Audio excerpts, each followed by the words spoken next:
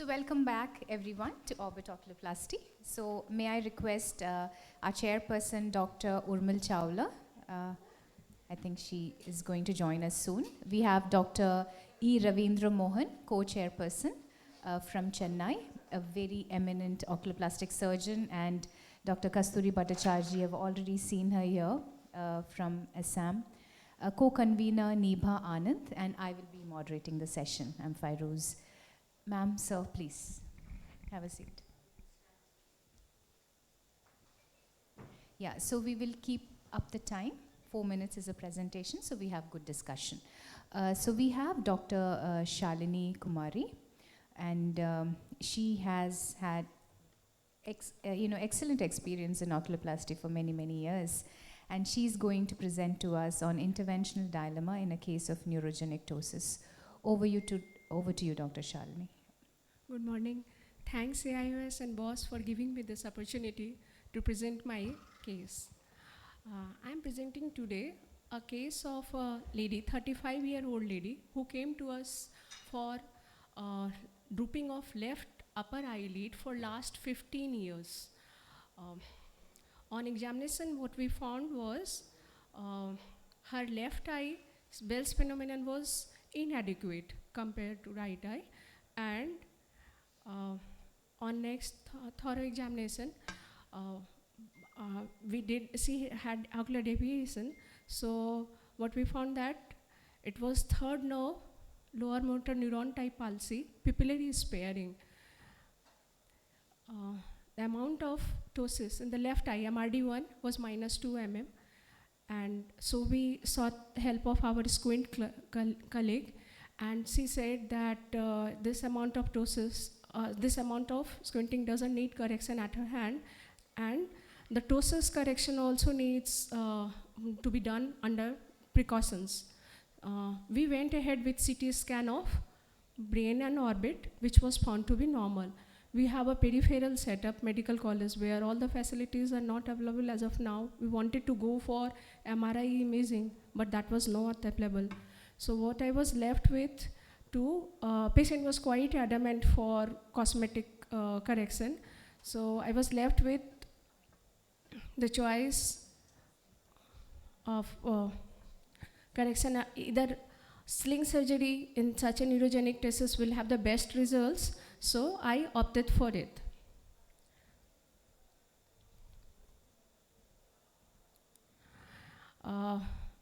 Instead of going for safety enhanced, what in the previous session they pointed out that it should be under-corrected. On table, under local anesthesia, what I did is I left the upper eyelid just at the limbus. So this was the first, on the same day, I just took this picture. This is the post-op day 1. There was conjunctival congestion. Lag ophthalmos was obviously there. Frost suture I left. Then patient was followed up in our OPD. She was not admitted basically. And on the 6th day, actually what happened, this is not the actual picture. There were 2 big white spots developed in the palpebral zone, 2 on 9 o'clock and 1 at 3 o'clock. So definitely the signs of exposure keratitis were developing, and I consult the patient that probably I will have to redo the surgery, and if she is not responding, in that case we'll have to undo, maybe or may not be.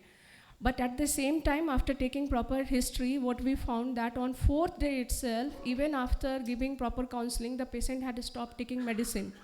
So apart from planning it for the next resurgery, on the same day, on the 6th day itself, I put her on hourly medication, lubricating eye drops, and Lacryzel eye ointment 4 times a day. So the next day, when actually he was planning that either I'll have to undercorrect it to lower the eyelid height, again I took it for slit lamp examination just before the OT, and I found it to my surprise that those bigger patches had actually had responded very well. and it has almost reduced to a minimal amount. It means just the lubricating eye drop was enough. Maybe the patient compliance was not good, or Bell's phenomenon was not adequate, or both the things were working hand in hand. So I was not sure, so I just waited, put the patient under very close follow-up. So later on, it was responding, and then post-op 1 month period. This is the latest picture, the 3 months, she is doing well. And on literature search, what we found that similar case reports complications of corneal exposure, keratopathy has been reported. So my take-home message is, a neurogenic ptosis with reduced Bell's phenomenon and under risk of exposure keratitis can benefit with sling surgery, provided it's observed and followed up very quickly, very closely. Thank you. I think that's an interesting and important aspect that you have highlighted. Now, at one point of time, maybe when we were residents or training in oculoplastics, an absent or poor Bell's was an absolute no-no. Yeah, that's right? what. And our teacher, Dr. Bitharia, used to always say, the bad of ptosis surgery, Yes. Bell's, anesthesia, and dryness. Yes. But as we went on, today it's accepted that once you explain clearly to the patient, and the patient is capable and understands the need for aggressive lubrication, which I think your patient did not possibly understand, and coming immediately to the surgeon back or to a local facility in case of any redness, watering, dryness, any other exposure symptoms. With that rider, I think most of these patients, for example, myasthenia gravis, which is stable, patients with, other forms of ptosis, where the Bell's and ocular movements are affected, surgery can be done, but the need to reverse the sling must be explained before, planned undercorrection, aggressive lubrication for a long, long time, till the eyes get used to, there is a compensation over time. With that, with a rider with a special informed consent, otherwise you could end up with a very severe problem. So I think especially post-graduation, others should not put this as the first thing, right? You see a patient with absent Bell's, I'll do a sling. So that rider, but with all these satisfied, one can do it and be willing to reverse it or undercorrect it if things don't improve. Right? In one patient, I had to actually take the patient to the operation theater, and then finally I decided, because this was a girl who was going to get married, and reversing it would have really undone a lot of the things. So you have to hold on, test the patience of the surgeon and the patient, right? Thank you. That was a nice presentation. Just one point, I think, just to share with Mohan. Dr. Mohan has mentioned very nicely that how we should do undercorrect and we go for excessive lubrication.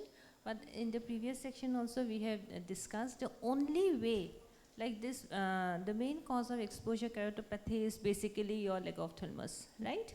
So the only surgery of ptosis where you do not see leg ophthalmos is frontalis muscle flap advancement.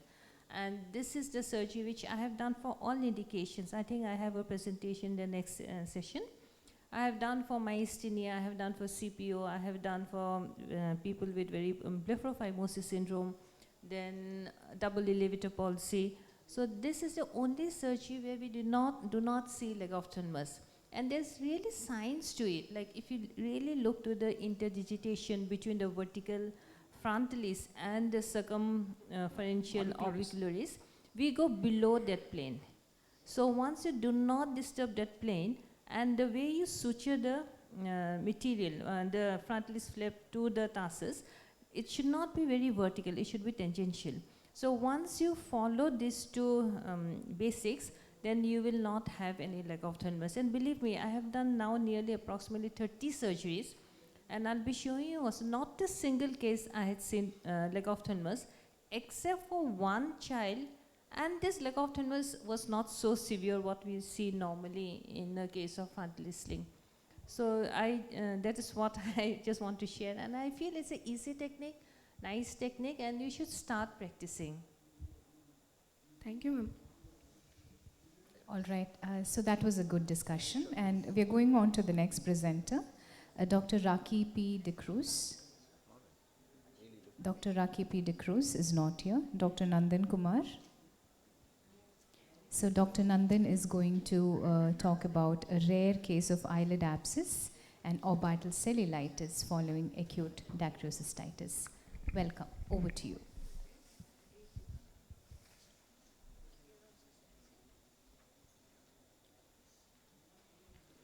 Good morning, everyone. Thanks to AIOS and BOS for giving me opportunity to present a case on rare case of eyelid abscess and orbital cellulitis following acute dacryocystitis.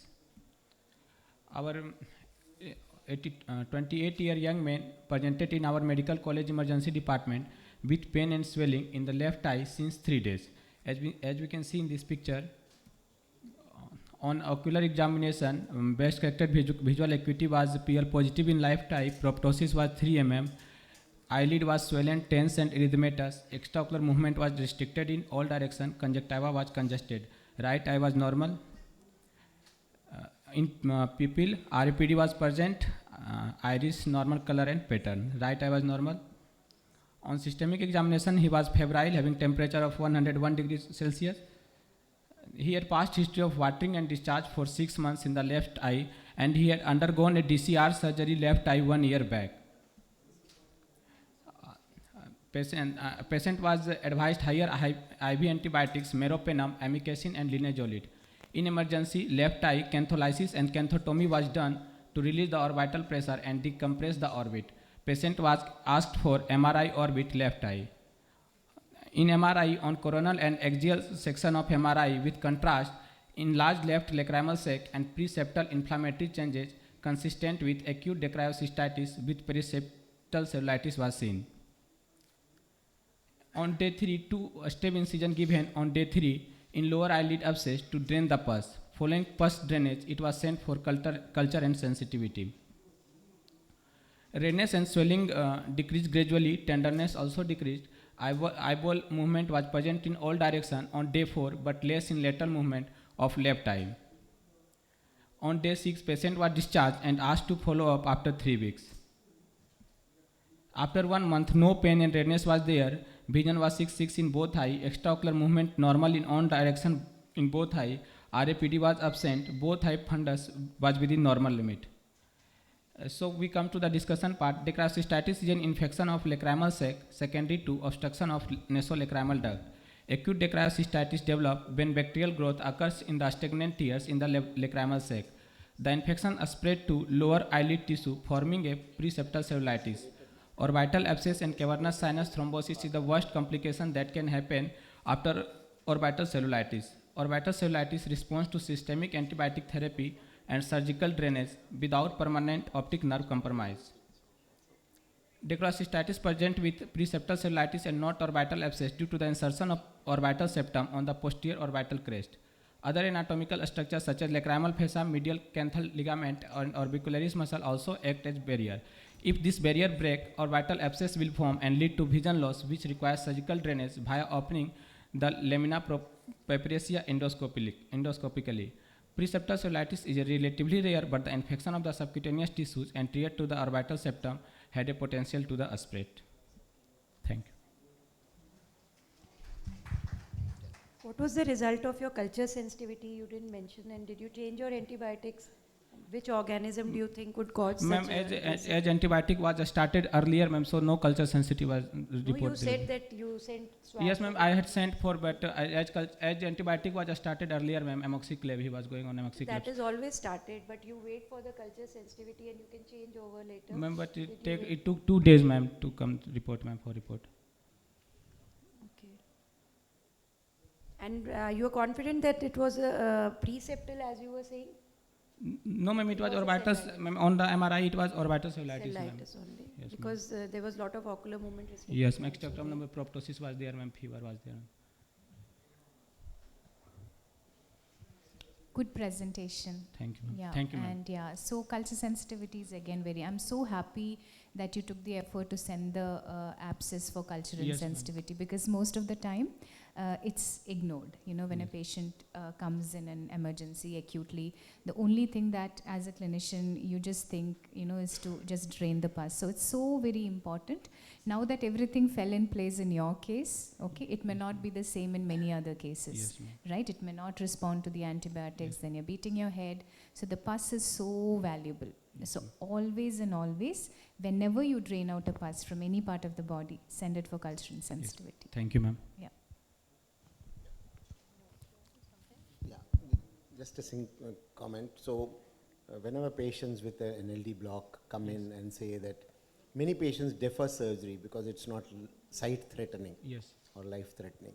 So, I think as oculoplastic surgeons, we always explain that there is a possibility of acute infection, and that acute infection can go back into the orbit, and at rare occasions can be more serious. So, I think that's one thing that we should not treat it as a trivial thing wherein you will just have some watering. We must explain to our patients and motivate them to have surgery as well. Yeah? Thank you, sir. Just a question to the residents. Supposing I feel that it's a case of infected sebaceous cyst, how would you contradict me? Pardon, ma'am. Supposing I say it's a long-standing sebaceous cyst, just looking at the clinical picture, and it's an infected sebaceous cyst, would you like to contradict me? And if yes, how? Process was there, ma'am. Extraocular movement was restricted in my case, ma'am, and fever was also there, ma'am. Anything ma'am, else? RAPD was there, ma'am. So we could we were thinking about the optic nerve compromise, ma'am, in this case. And most important is the location. If it is an NLD infection, we usually see whatever it is, whether it's a tumor, whether it's infection, is below the MPL. Anything above the MPL. Very recently, I got a case which was diagnosed in multiple places as NLD lesion. But the moment I have seen the patient, I could see something above the MPL. So then we have done a CT and we have done a biopsy, and it came out to be a tumor. So you should be very careful. You should be very, very careful. It was a tumor which was involved and coming from the frontal sinus. So anything above the MPL, just give a second thought that can it be something besides NLD lesion? Nandan, one question. ma'am. Maybe I just missed it. Did you give steroids to this patient? No, ma'am. Okay, yeah. So this is just open for a discussion for a panel and the audience over here. So whenever the patient presents with orbital cellulitis, you know, like in my practice, I do give steroids, oral steroids, especially when there is an optic neuritis component and an optic neuropathy. So definitely with antibiotic coverage. So the first 3 days we start with IV antibiotics or oral antibiotics. And if there is severe orbital cellulitis, because we don't want the tissue recovery to take longer. There are muscles, there are many, you know, sensitive structures, anatomical structures in the orbit, and optic nerve, right? Yeah, vision is so important. So steroids is something that I would have added in this particular case. So over to you. Right. I mean, if one is very confident, like this kind of an acute presentation, where fungal etiology is more or less kind of ruled out, then I think steroids with cover of antibiotics. Start the antibiotics before, start the steroids a little later, always covered. I think that helps in the recovery tremendously. Thank you, ma'am. Ma'am? Nothing much there. I prefer doing a blood culture in such situation. Any case of infection is a long-standing. Only if the blood culture is negative, then definitely steroid to be added. All right. Any comments from the audience? Anything to add on? We have mics there actually. This is basically a discussion, interaction.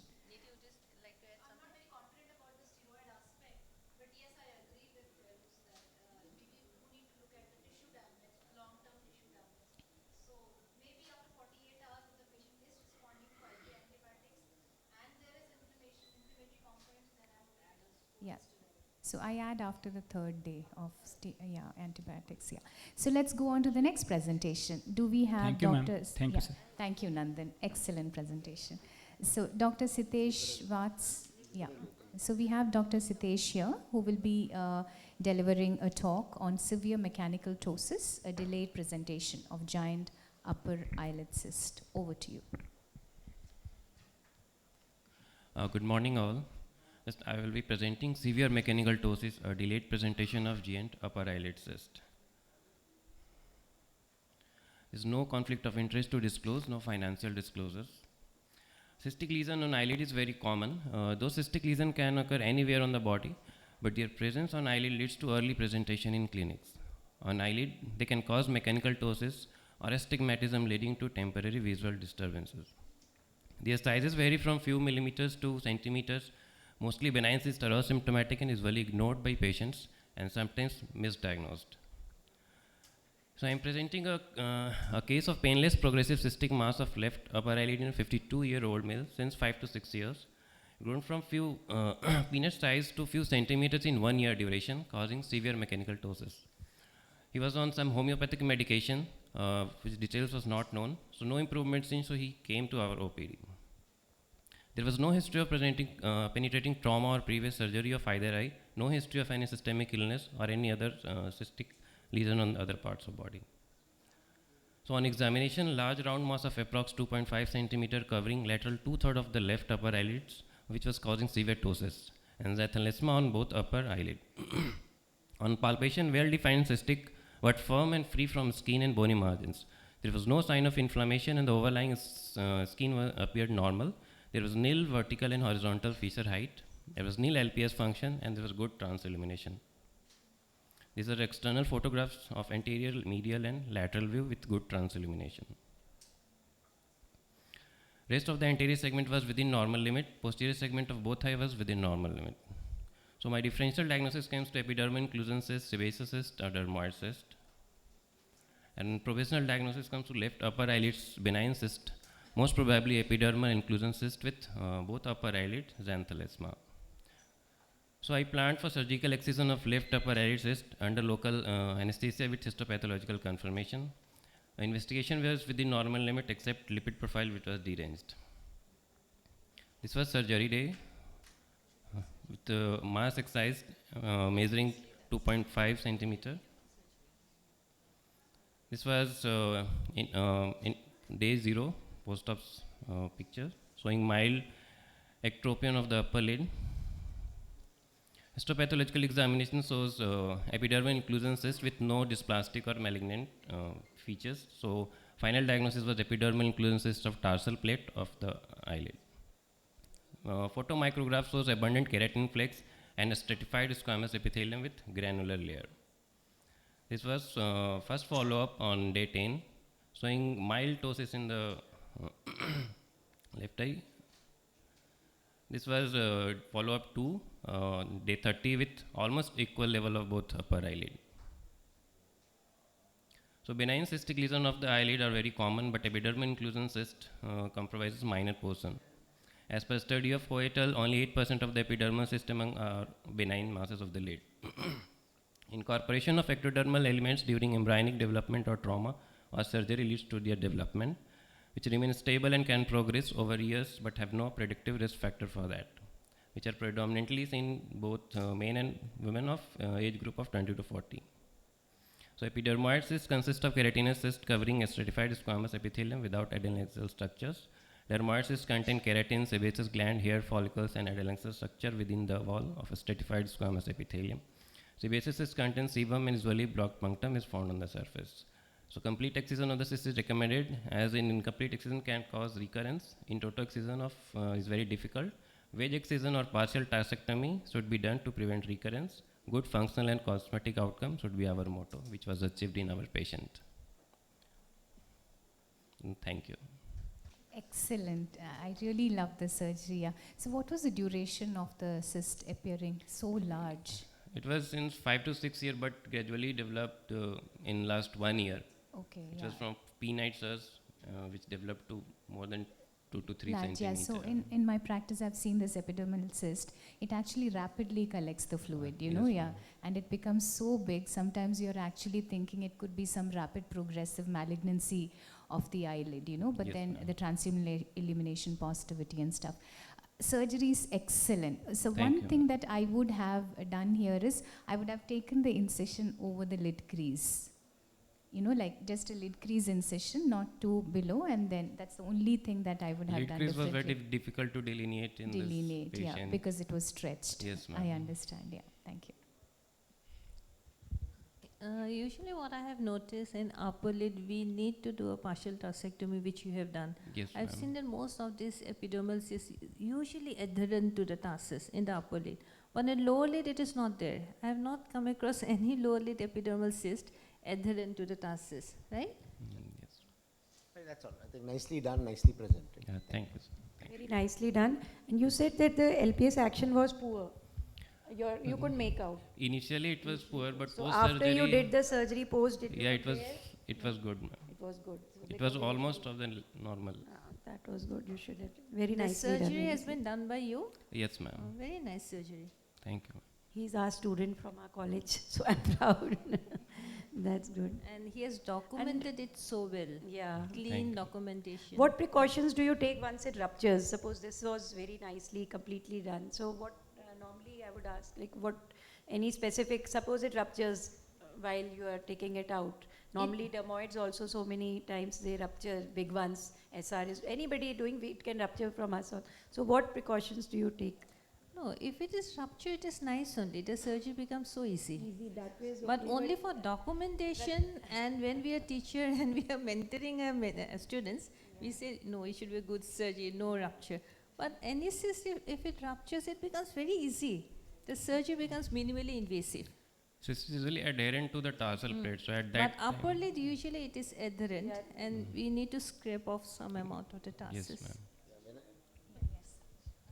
When a senior surgeon has a rupture, it's called planned decompression. Yeah, actually, rupture is like so easy. So, but then it's a surgeon's ego, I just want to take out the cyst without rupturing. It's all about our ego. But actually, to get it out, easier is to even aspirate the thing inside. And yeah, rupture is always a blessing in disguise. Yeah. Sometimes I aspirate and hold it with the artery only to decrease the size, to make it minimally invasive. But the material is very thick, so it will be You difficult should give to a good aspirate. betadine wash also if it's a dermoid and if it ruptures on the table. You should make sure. But if it is a hydrated cyst, if a hydrated cyst rupture, you cannot take a chance. So you have to give what? Steroids. Because it can lead to anaphylaxis. So all these things are there. If it's a simple epidermal cyst, when if it is cysticercus or a hydrated cyst, something ruptures, then you don't take a chance. You ask the anesthetist anyone to give immediate IV steroid.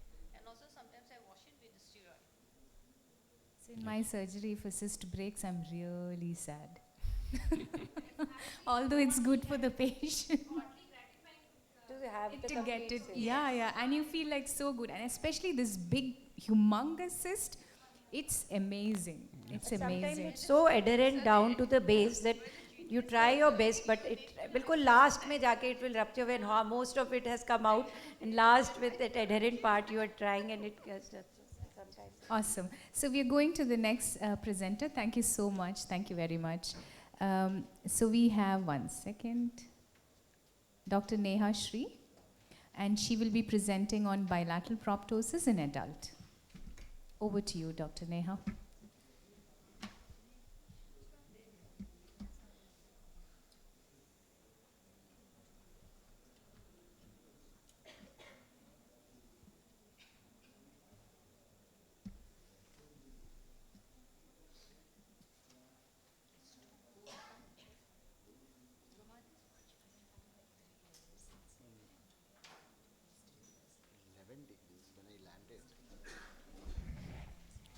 Good morning all. I will be presenting bilateral proptosis in adult, a diagnostic dilemma. So this is a story about a 60-year-old male who presented with the swelling in both eyes for last 1 month, which was gradually progressive. Just a minute. Yeah. Is the slides okay? Yeah, ma'am. Now it's okay. You need help, let us No, know. it's okay. And it was associated with the pain, and there was a history of asthma for last 10 years. He was also a chronic smoker. So on examination, there was a both eye proptosis, lid edema was present, periorbital edema was present, conjunctival chemosis, congestion, and there was 4 mm of lag of thalamus. Extraocular movement was restricted. I will be showing in the next photograph. And there was also a palpable firm mass in superiotemporal orbit. There was no palpable lymph node, and bilateral fundus was normal. Vision in the right eye was 2/60, in the left eye it was 3/60. People were normal, and both eye has a senile cataract. So this is the photo of extraocular movement restriction. We can see there is a severe degree of extraocular movement restriction was present. And on CT, we advised patient CT scan because we had palpable mass, firm palpable mass. So CT showed proptosis, thickening of lateral rectus with few hypodense area in between the swelling, and it was abutting the optic nerve compression, and it was pushing it medially. And the isodense mass was also seen. We can see in the coronal section, isodense mass was also seen in superiotemporal orbit with preseptal soft tissue edema. So what can be the diagnosis? These things came into our mind. It can be non-specific orbital inflammatory disease. It can be thyroid ophthalmopathy involving medial rectus muscle. It can be lymphoproliferative disorder. So what next? So since we had a mass, so in the superiotemporal orbit involving, and along with the mass involving the medial rectus, we went ahead with the incision biopsy. We showed, GIMSA showed the presence of lymphoid cells, and histopath showed rich reactive lymphoid hyperplasia, but no different malignant cells were noted. And ISC were suggestive of reactive lymphoid hyperplasia. But when we reviewed the HP slide,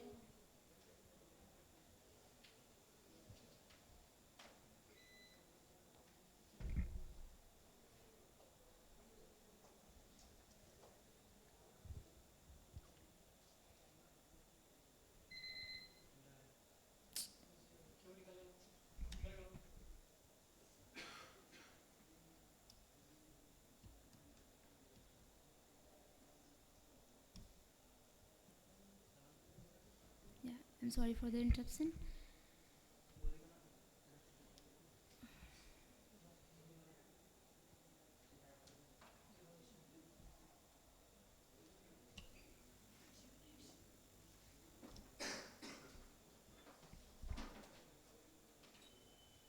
So just in the meanwhile, Dr. Neha, Yes, in the ma'am. differential Sorry. diagnosis, Yeah, ma'am. thyroid ophthalmopathy that you have put it. So if we have a lacrimal gland enlargement, probably we would take it out of the provisional diagnosis. Actually, we kept in the differential diagnosis because there are reported with the adenitis associated with the thyroid ophthalmopathy. How many case reports? 3 or 4 case report we have seen that there are, we have not seen any, but yeah, the case reports are available with patient presenting with thyroid ophthalmopathy associated with adenitis. In thyroid eye disease? Yeah, in thyroid eye disease. Okay. So one of the differential was kept in mind.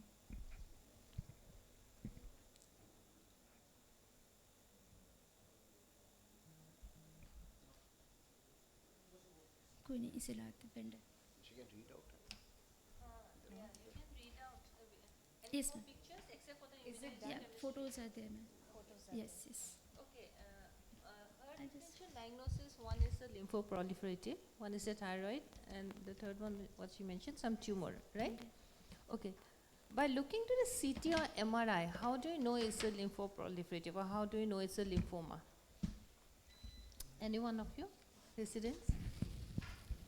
See, if it's a lymphoma, it will mole around the globe. You'll not see any indentation on the globe. So when you see a MR, you'll know that yes, this is a lymphoma. It just molds so beautifully, and you see the globe shape is maintained so well. So this is a very nice way to diagnose whether this is a lymphoma or not. If you see any globe indentation, usually it is not a lymphoma. Lymphoma never indents the globe. It will just keep on molding around the shape of the globe. So the globe distortion is not seen, which I couldn't make out well in her CT because the cut sections were not very appropriate to evaluate. But when you go through all the cut section, you'll never see any denting. So I think, Dr. Neha, it was more of a lacrimal gland involvement and the lateral rectus involvement, Yes, right? Yeah. yeah. Which, of course, in a lymphoid, lymphoproliferative lesion, it can Yes, it separately can. happen. Yeah. So CT SORE, I have already discussed the CT scan. So these things were our differential, and we went ahead with the incision biopsy, and GIMSA showed, and lymphoid cells. IC was suggestive of reactive lymphoid hyperplasia. So when we went ahead to review the slides, we saw the lacrimal gland tissue with the mixed inflammatory cells with numerous eosinophil, lymphocyte, plasma cells, and lot of fibrosis around the duct and which with a few reactive lymphoid follicles. The fibrosis, this lot of fibrosis was not going to favor of the lymphoproliferative disorder. So at this point, our HPE diagnosis of angiolymphoid hyperplasia was made. And one of the differences, because we saw a lot of eosinophilia also, so Churg-Strauss syndrome was also one of the differential. So we went ahead with the CT chest, which showed multiple lymphadenopathy. P ANCA was negative, C ANCA was negative, serum AC level was within normal limit, thyroid function test was within normal limit, thyroid antibody test was also within normal limit, but absolute eosinophil was raised. So coming to a case summary, I'll just briefly discuss. 70-year-old male with asthma complaining of diminished vision in both eye and proptosis. CT shows enlarged lateral rectus muscle with the superior temporal palpable mass in the both eye. CT chest has multiple hilar lymphadenopathy. HP and ISC suggestive of angiolymphoid hyperplasia with eosinophilia, with the blood test showing raised absolute eosinophil count. So, in all this, our clinical pathological diagnosis of both eye orbital angiolymphoid hyperplasia with eosinophilia was made. But when we reviewed the literature, we came across a similar entity called Kimura disease. I'll discuss later why Kimura disease. So in the further follow-up, by then patient developed exposure keratopathy despite doing the temporary tarsography, and on scraping he saw fungal keratitis. So we started the patient on intracameral vozole also, and along with the intracameral voriconazole, patient was also started on oral and topical antifungal with the topical antibiotic and frequent lubricants. So coming to keeping the diagnosis in mind, we started the patient on injection IVMP 500 milligram, and oral and topical antifungal were continued, topical antibiotic was continued, and topical antifungal was continued, and frequent lubricant and IVMP was followed by the oral steroid. So in the further follow-up, patient was doing fine, signs and symptoms were better, but again after 10th day on the discharge, patient developed reoccurrence of signs and symptoms. We can see there is an increased proptosis, increased chemosis, congestion, but there was a persistent left eye fungal keratitis and exposure keratopathy. So we again went ahead with the second pulse of the steroid, and the rest of the medication were continued. So in frequent follow-up, patient was doing fine after the steroid, and follow-up after 2 months the chemosis, proptosis were resolved. There was a left eye corneal healed ulcer and the scar was present. So I'll briefly touch upon both the entity. The angiolymphoid hyperplasia appears to be a benign neoplastic disorder of the vascular endothelium with secondary inflammatory response. Mainly affects the middle-aged women and typically occurs in subcutaneous tissue of the head and neck, with the orbit being a rare site. Proptosis, swelling, dystopia, and mitosis, lacrimal gland enlargement are most common clinical feature. Loss of vision is due to severe proptosis and optic nerve compression. And Kimura disease, which I already talked earlier, is an entity which shares common clinical and histological feature with the angiolymphoid hyperplasia. The only differentiating point is that lymphadenopathy, peripheral blood eosinophilia, and bronchial asthma are the feature of Kimura disease, not related to the angiolymphoid hyperplasia, which was present in our case. And also, both the diseases are basically differentiated based on the HP report. Kimura disease has lot of abundant fibrosis, and which is not present in the angiolymphoid hyperplasia, and also nuclear atypia is present in angiolymphoid hyperplasia, but not in Kimura disease. So our diagnosis confirms that it's a Kimura disease. So treatment of the Kimura disease and angiolymphoid hyperplasia, for both the cases, high dose oral steroid is given, and reoccurrence is common in diseases. Oral propranolol is a proposed adjuvant therapy, and surgery is limited to debulking due to a diffuse nature of the tumor, and immunosuppressants are indicated for the recurrent or the refractive cases unresponsive to steroid. So my take-home message is complete systemic evaluation is must. Clinicopathological correlation is important for the diagnosis in such rare cases. Pulse IVMP can be considered even in case of fungal keratitis to decrease the systemic inflammation. And timely diagnosis and management with pulse IVMP can prevent the vision loss due to exposure keratopathy and optic nerve compression. Thank you. Excellent presentation, Dr. Neha. One question to you. Did you rule out IgG4 disease in this case? Yes, ma'am. The histopathology doesn't show any sign of IgG4 disease, and in the IC also there was no You features did. of IgG. Yes, Yeah, ma'am. so you ruled out IHC IgG4 Yes, ma'am. and serum IgG4 Serum, also. yes, ma'am. Yes, Perfect, ma'am. yeah. Thank you. Thank you. Nothing much there. All immunohistochemistry has been done, right? Yeah, the complete panel was done. Nice presentation. Like, it's rare to see so much of, eosinophilic lesion in adult. Yes, ma'am. So it's when we think about a childhood bilateral proptosis and an adult bilateral proptosis, the differential diagnoses are always different. But it is really rare, and you have very nicely shown adult bilateral eosinophilia. Thank you. Proptosis. Thank you. Nice presentation, well documented. Thank you, sir. All right, so we go on to the next presenter. Do we have Dr. Vivek Singh here? Yeah. May I invite Dr. Vivek Singh on the podium for the next presentation on post-traumatic retained intraocular foreign body, presented with ankyloblepharon. Over to you. Thank you. Thank you. Thank you, AIS and boss, for giving me this opportunity. I am here to present an interesting case of post-traumatic retained intraocular foreign body with ankyloblepharon.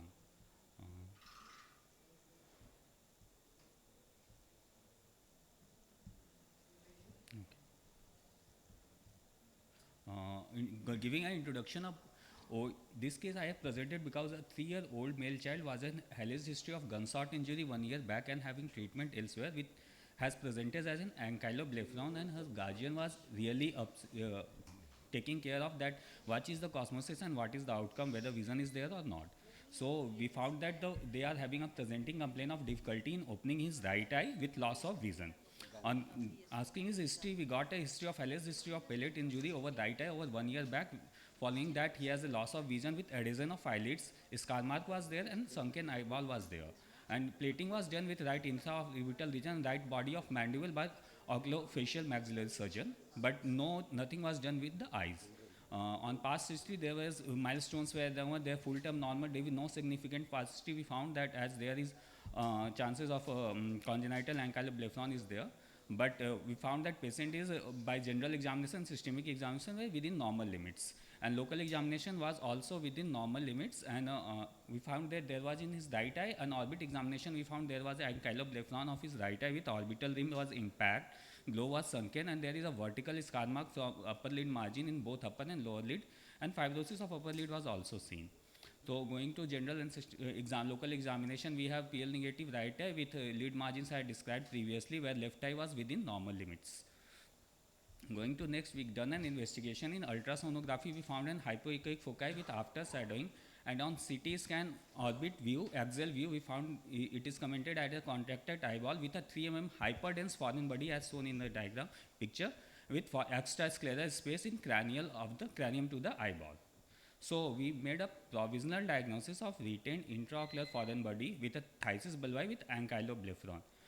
Then we go to plan of management as separation of lid, then enucleation with ball implant and implantation of prosthesis. This was my video.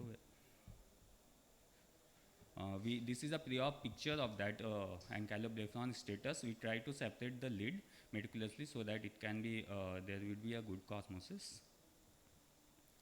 And after separation of lid, we tried to separate, as their eyeball was sunken, we have to difficulty in separating the eyeball from rest of the conjunctival and tissues, and then muscle was separated and enucleation was done.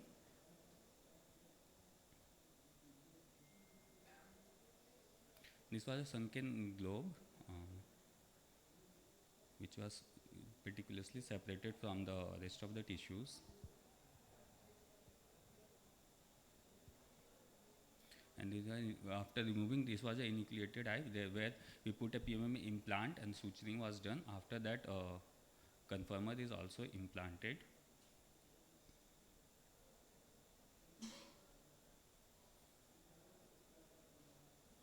So this was the day 3 post-op picture, and this was after implanting a stock shell prosthesis after 15 days. So my discussion and conclusion that generally ankyloblepharon may be presented as congenital and acquired ankyloblepharon is very rare, and the scarring process that may hamper the healing process following the reconstructive surgery. Therefore, meticulous dissection is required to get such a good cosmosis. Thank you. Thank you. Excellent presentation. What do you think would have been the cause for ankyloblepharon in this case? Maybe there is due to the pellet injury, the burning injuries of burns were on the lid margins, and that was not separated initially, that they may lead the causes of sticking of both the lids. Right. Yeah. So was the surface okay for an implant? I mean, that's exactly what the question was, because if there is an ankyloblepharon, then probably there is a surface contraction which has happened. There was contraction, but it was more or less, we found that all fornix, superior inferior fornix was just okay, that we can easily implant. Right. I mean, obviously the results are very good, but then just for the audience, whenever there is an ankyloblepharon and the eyeball is very shrunken, something that goes in our mind is like whether there is any surface contraction. Right? Yeah. So then we have to really plan whether it's a secondary implant or something else. Yeah. Yeah. Excellent. Thank you. Yeah. It's a gunshot injury. So did you find out the pellet? Actually, ma'am, pellet was removed earlier, but a small particle of pellet was found in CT scan, which was actually not found in this surgery setting, but we are not able to get. It was there in CT, but it was a small not pellet was there in CT. Okay. Right. So finding a metallic foreign body which looks so obvious on imaging like CT can be very challenging. Yes. And some of the senior most surgeons have struggled for hours, needing further investigations and also. Before you search, yes, you should be careful about that. Thank you. The child still has a big scar over. Yes, so that was we planned for second sitting or with the. What do you plan? It may be releasing of his scar, and there may be skin transplant.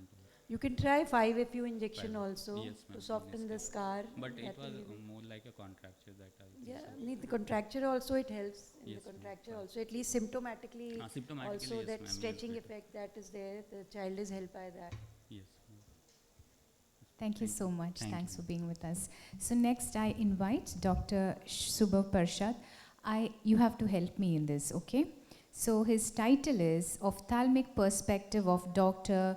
Guy Choliak's Discovery. Am I right with the pronunciation? I'm right. Now who is this Dr. Choliak? Okay, it's a secret. It's a suspense. Okay, so please open the suspense, Dr. Shubha.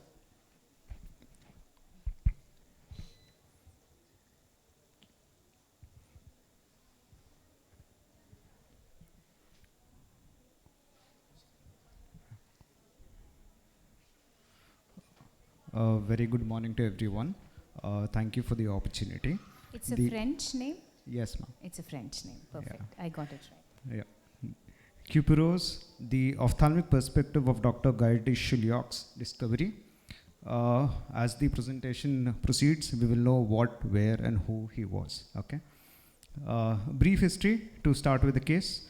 Was a 37-year-old gentleman with non-progressive swelling of the left upper lid, cheek, earlobe since 2 years. There he had prior consultations elsewhere where oral steroids were prescribed and he had taken for the given course. Punch biopsy was done from the alar and the earlobe, and they had suggestive of a dermal inflammation, and there was no prior ocular treatment. Now, all pictures here are with the lid swelling. So the question arises, do we have the eye to pin down the villain? The arms of a clinician would mean we have a clinical and a histopathological arm, where clinically we see a diffuse unilateral non-tender swelling of the upper lid, the cheek and the earlobe with an apparent thickening. Here, note the presence of rhinophyma. The radiological assessment showed a diffuse swelling involving the upper lid in the preseptal plane with no orbital extent. So we went ahead with excision biopsy. The histopathological examination showed in the epidermis there was follicular plugging, sebaceous gland hyperplasia, epithelioid granulomas which are non-caseating, and with the granular necrosis involving the dermis, subcutis and the orbicularis. The diagnosis was an oculofacial granulomatous rosacea, which is a tribute to the French surgeon who first described it in 1300. Our three honest serving men, unlike Rudyard Kipling's 6, were excision biopsy, and then followed by oral steroids and systemic tetracyclines, and he was on maintenance therapy for 6 months. This is a comparative photograph, 6 weeks post-operative to 8 months post-operative. Granulomatous rosacea is a spectrum of rosacea disorders which involves the periocular and the butterfly areas of the face, and usually have a distinct papillar morphology, and presence of epithelioid histiocytes and multinucleate giant cells are centered around a ruptured hair follicle pins the diagnosis for us. Classification of granulomatous rosacea involves erythmo-telangiectatic, which is typical, where a patient gives a history of redness of the periocular and the cheek or the malar regions on exposure to sunlight.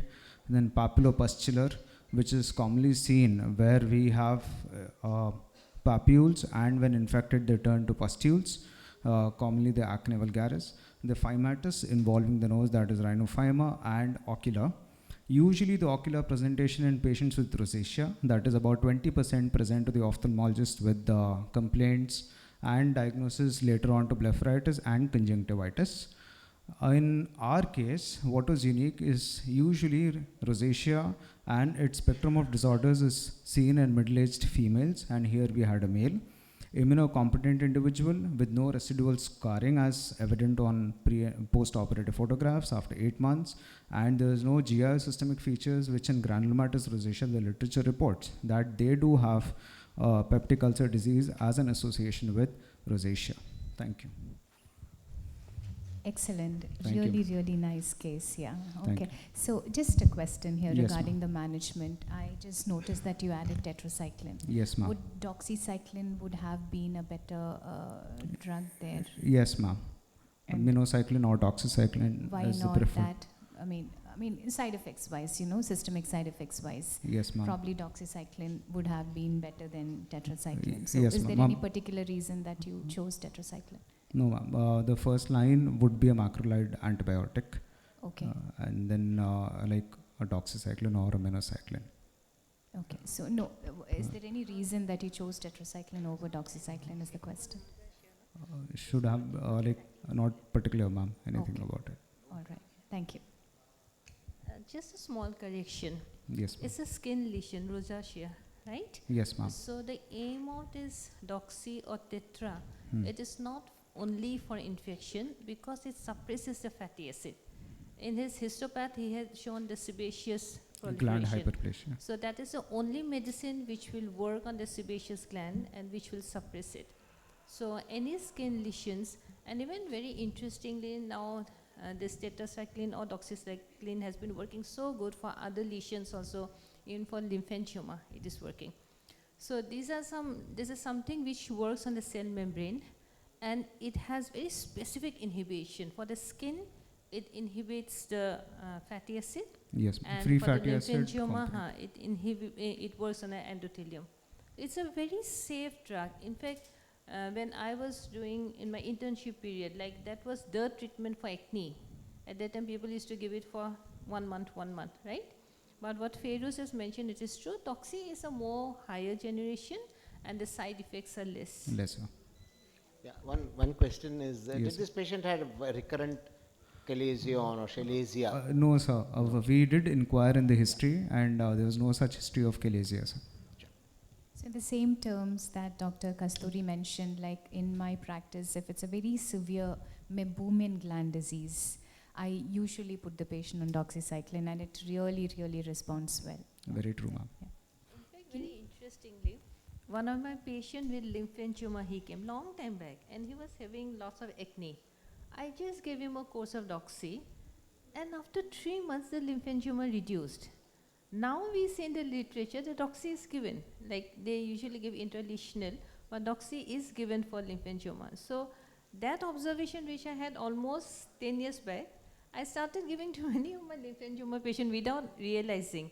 But see, this is how everything opens up. The most, whatever you give to the patient, like we are so fond of giving, just out of the way, we are so fond of giving moxifloxacin eye drop.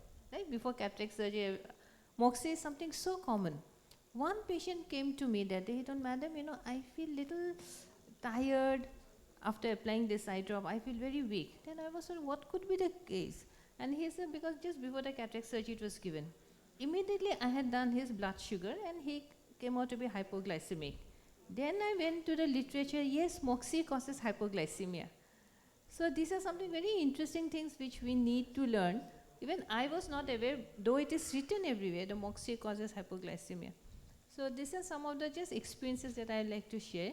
But tetracycline really works for all the surface lesion. Can you explain your title once again? Pardon me? Can you explain your title once again, summarize? Yes, ma'am.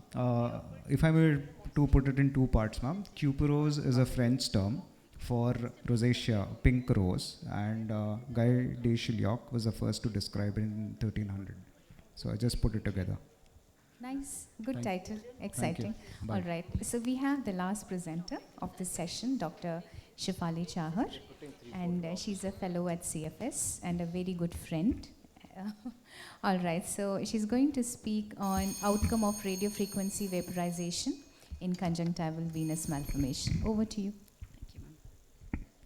At the outset, I would like to thank AIOS Scientific Committee and my mentor for this opportunity. Good morning to everyone.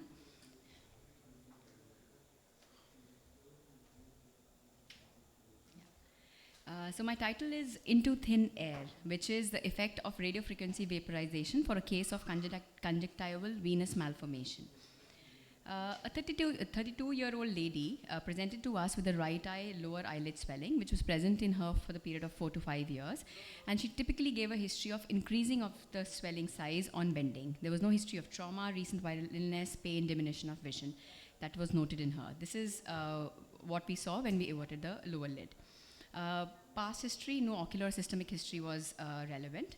On examination, as you can see here, there was fullness noted in the right lower lid, which was soft, non-tender, bluish-black swelling, which was non-mobile. On eversion of the lower lid, the lower tarsal conjunctiva, there was a violaceous, soft mass, non-tender, non-mobile with dilated blood vessels, which was typically increasing on Valsalva maneuver and post-bending. There was no proptosis that was seen in this case, and the ocular motility was free and full. Rest of the ocular examination, as you can see here, was within normal limits. So the provisional clinical diagnosis at this stage was a conjunctival varix, but at this point it was important to rule out any orbital component of this varix. So we went ahead with the radiology, and CT scan showed an extension to the extracorneal space in the inferior orbit.